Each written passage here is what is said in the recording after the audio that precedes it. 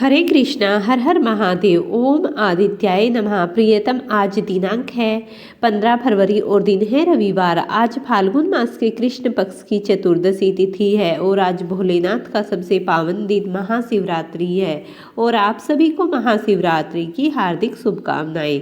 चतुर्दशी तिथि आज शाम को 5:06 से शुरू होकर कल यानी सोमवार को 5:34 पर समाप्त होगी। ब्रह्म मुहूर्त सुबह के 5:26 से 6:14 तक रहेगा। सूर्योदय होगा सुबह के 7:03 पर। सूर्यास्त होगा शाम को 6:18 पर।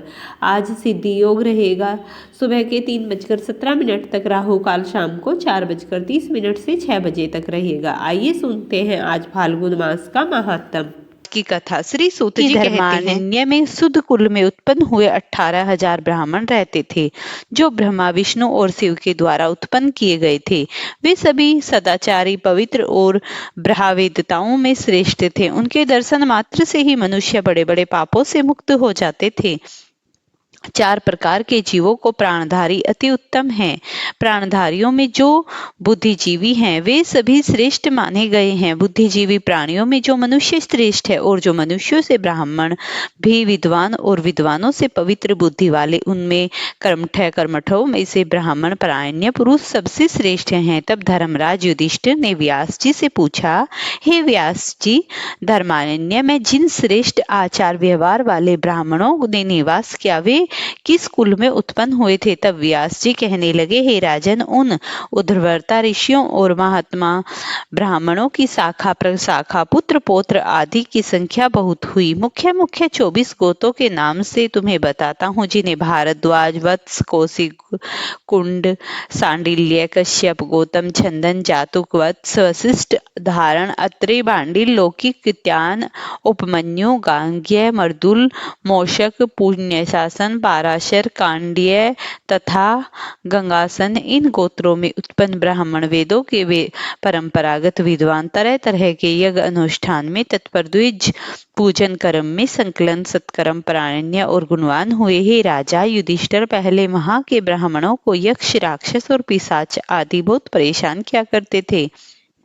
तब उन ब्राह्मणों ने देवताओं से कहा कि हे देवतागणों, यक्ष और राक्षस आदि से हमें प्रतिदिन सताए जाते हैं, इसीलिए उनके भय से हम लोग अब इस उत्तम स्थान को त्याग देंगे। यह सुनकर देवताओं ने लोकहित की कामना से ब्राह्मणों की रक्षा करने के लिए प्रत्येक गोत्र में एक एक योनियां स्थापित की।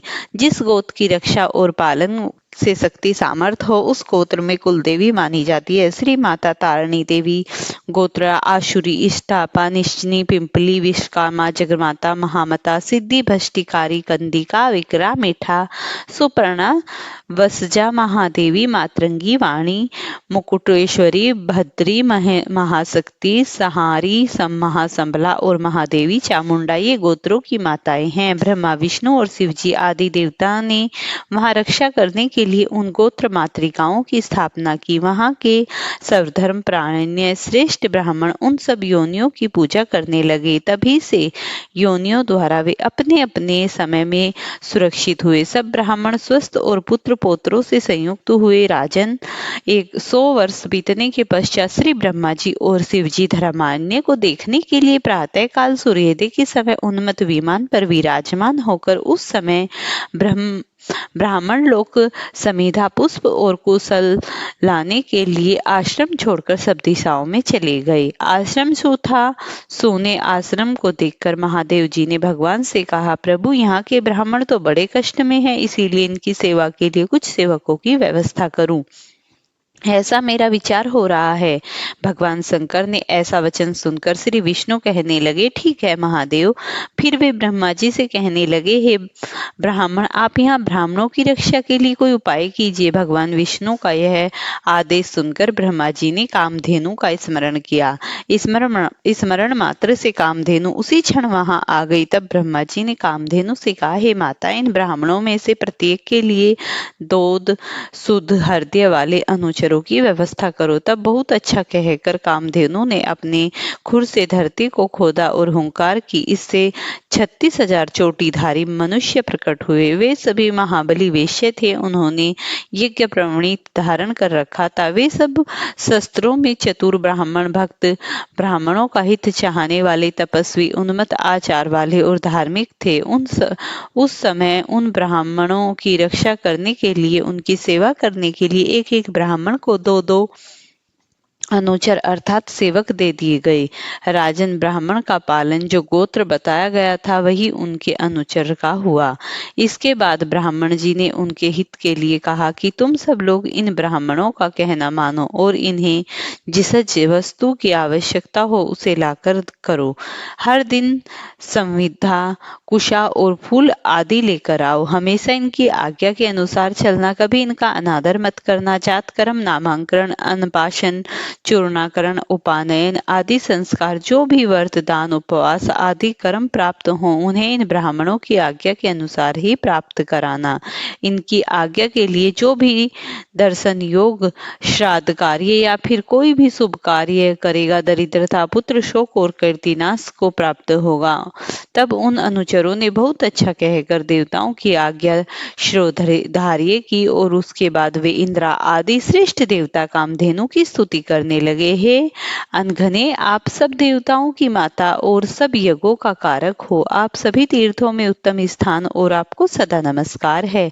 आपके ललाट में चंद्रमा, सूर्य, अरुण तथा भगवान शंकर विराजमान हैं। हुंकार में साक्षात सरस्वती जी रहती हैं। गले के कंबल में नागों का निवास है। खुर पृष्ठ में गांधर्व और चारों वेद हैं और आपके मुख के अग्रभाग में समस्त चराचर तीर्थ हैं। इस प्रकार तरह तरह के वचनों से प्रसन्न की हुई कामधेनु स्वर्ग को चली गई। उन वेश्यों के विहार के लिए भगवान शंकर और यमदेव ने गंधर्वों की कन्याओं को लाकर उनकी पत्नी के रूप में स्थापित किया।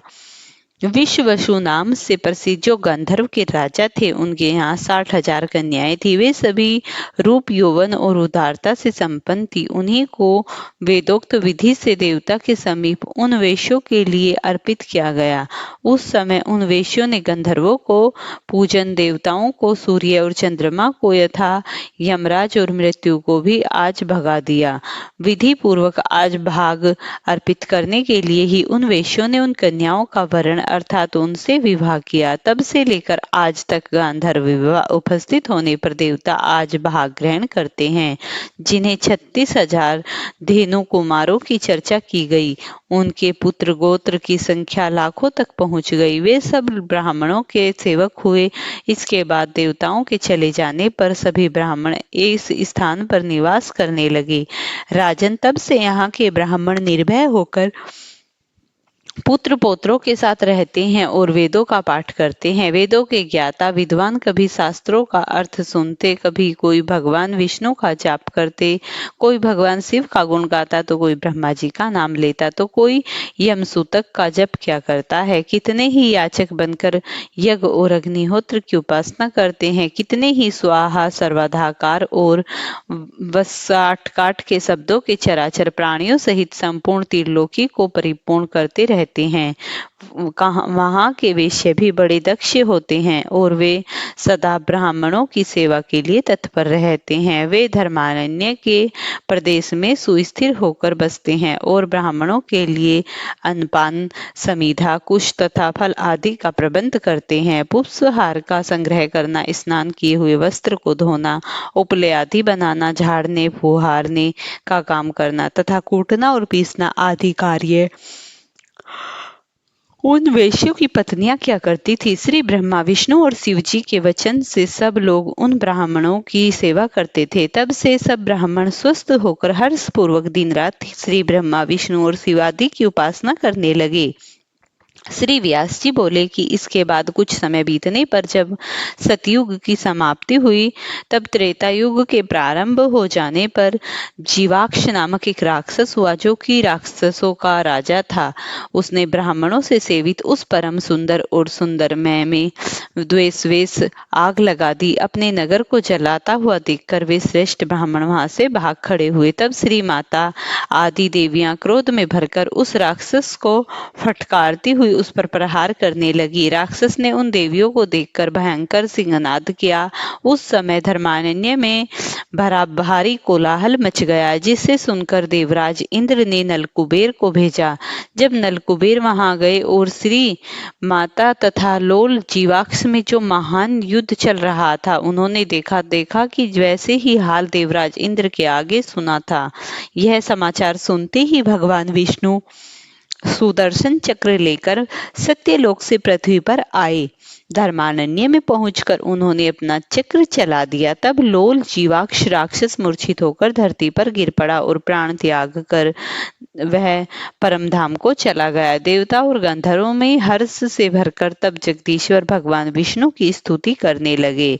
उस नगर को अर्थात धर्मारण्य को उजड़ता हुआ देखकर भगवान विष्णु कहने लगे, हे ऋषियों, आश्रम में निवास करने वाले वे सभी ब्राह्मण कहाँ हैं? देवता और गंधर्वों ने इधर उधर भागते हुए ब्राह्मणों को फिर खोजा निकाला। इस प्रकार कहने लगे, ब्राह्मण, उसी अधर्म राक्षस को भगवान श्रीहरि ने अपने चक्र से काट डाला। यह बात सुनते ही ब्राह्मणों के नेत्र हर्ष से खिल उठे। वे सभी प्रसन्न हो गए और उन सब ने बड़ी प्रसन्नता के साथ फिर से अपने क्षेत्र में प्रवेश किया और भगवान श्री लक्ष्मीपति से कहने लगे, हे प्रभु, आपने सत्यलोक में आकर ब्राह्मणों के हित के लिए इस मंदिर रूपी नगर की पुनः स्थापना की, इसीलिए संसार में यह सत्य मंदिर के नाम से विख्यात होगा। सतयुग में यह धर्मपरायण था, त्रेता में इसका नाम सत्य मंदिर होगा। और भगवान विष्णु ने तथास्तु कहकर यह प्रार्थना स्वीकार कर ली। उसके बाद वे सभी ब्राह्मण अपने पुत्र, पौत्र, पत्नी और सेवकों के साथ पहले की तरह निवास करने लगे और उस नगर से पूर्व भाग में परमेश्वर धर्मेश्वर, दक्षिण में श्री गणेश, पश्चिम में सूर्य देवता और उत्तर में साक्षात स्वयंभू ब्रह्मा जी भी युधिष्ठिर जी ने पूछा, महाभाग गणेश जी को किसने स्थापित किया? तब व्यास जी बोले, महाराज, पूर्व काल में सब देवताओं ने धर्मारण्य में श्री दुर्गा जी के पुत्र गणेश जी को स्थापित किया था। अब मैं गणेश जी की उत्पत्ति का कारण बतलाता हूँ। एक समय देवी पार्वती ने अपने अंगों में उपटन लगाया और उनसे जो मैल निकला उसी को हाथ में रखकर उनकी एक सुंदर प्रतिमा बना दी। फिर उसमें उन्होंने जीवन डाल दिया और जीवन से ही गणेश जी का जन्म हुआ। अब आप सुनिए नित्य नेम में सीता माता की कथा। सीता माता की कथा सुनिए के बाद नित्य नेम में सीता माता की कथा को सुनिए। इस पावन कथा का श्रवण करते हैं। कहते हैं कि एक बार श्री राम प्रभु को कहीं बाहर जाना पड़ा। सीता माता हर रोज का नित्य नियम किया करती थी। वह हर रोज श्री राम को कथा सुनाया करती थी। एक दिन श्री राम भगवान को किसी काम के लिए बाहर जाना पड़ गया तो सीता माता कहने लगी कि प्रभु, मेरा तो 12 वर्ष का नित्य नियम है, अब मैं बाहर जाएंगे तो मैं कथा किसको सुनाऊंगी? श्री राम ने कहा, तुम कुएं की पाल पर जाकर बैठ जाओ, वहां औरतें पानी भरने आती हैं, उन्हें तुम अपनी कथा सुना देना। सीता माता कुएं की पाल पर जाकर बैठ जाती है। एक स्त्री आई, उसने रेशम की जरी साड़ी पहन रखी थी और सोने का घड़ा ले रखा था। सीता माता उसे देखकर कहती है, बहन, मेरा 12 वर्ष का नित्य नेम सुन लो। वह स्त्री बोली कि मैं तुम्हारा नित्य नेम सुनूंगी तो मुझे घर जाने में देर हो जाएगी और मेरी सास मुझसे लड़ेगी। उसने कहानी नहीं सुनी और वह ऐसे ही चली गई। उसकी रेशम जरी की साड़ी पट गई, सोने का घड़ा मिट्टी के घड़े में बदल गया। सास ने देखा तो पूछा कि यह किस दोस्त को अपने सर लेकर आई है? बहू ने कहा कि कुएं पर एक औरत बैठी थी, उसने कहानी सुनने के लिए कहा, लेकिन मैंने उसकी कहानी नहीं सुनी। उसी का यह परिणाम हुआ। बहू की बात सुनकर अगले दिन वही साड़ी और घड़ा लेकर सास कुएं की पाल पर गई। सास को वही माता सीता बैठी मिली और माता सीता ने कहा, बहन, मेरी कहानी सुन ले। सास बोली कि एक बार छोड़, मैं तो 4 बार कहानी सुन लूंगी। राम आए, लखन आए, देश के पुजारी आए, नित्य नेम का नेम लाए, राम आओ बैठो राम, तपी रसोई जियो राम, माखन मिश्री खाओ राम, दूध बतासे पायो राम, सूत के पल को माठो राम, साल दुसाला पाठो राम, साल दुसाला ओढ़ो राम, जब बोलूं तब राम ही राम, राम सवारे सबके काम, खाली घर भंडार बड़े भरेंगे, सबका बेड़ा पार करेंगे, जय श्री राम, जय श्री राम। सास बोली कि बहन, कहानी तो बहुत अच्छी लगी।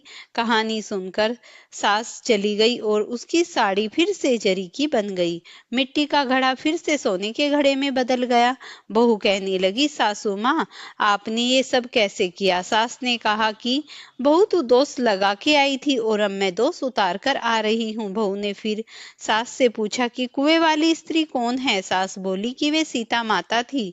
वो पुराने को नया कर देती हैं, खाली घर के भंडार भर देती हैं, वह लक्ष्मी जी का वास घर में कर देती हैं, आदमी जो भी हो इच्छा उसे पूरी कर देती हैं। बहू बोली कि ऐसी कहानी मुझे भी सुना दो। सास बोली कि ठीक है, तुम भी सुनो। सास ने कहानी सुनानी प्रारंभ कर दी।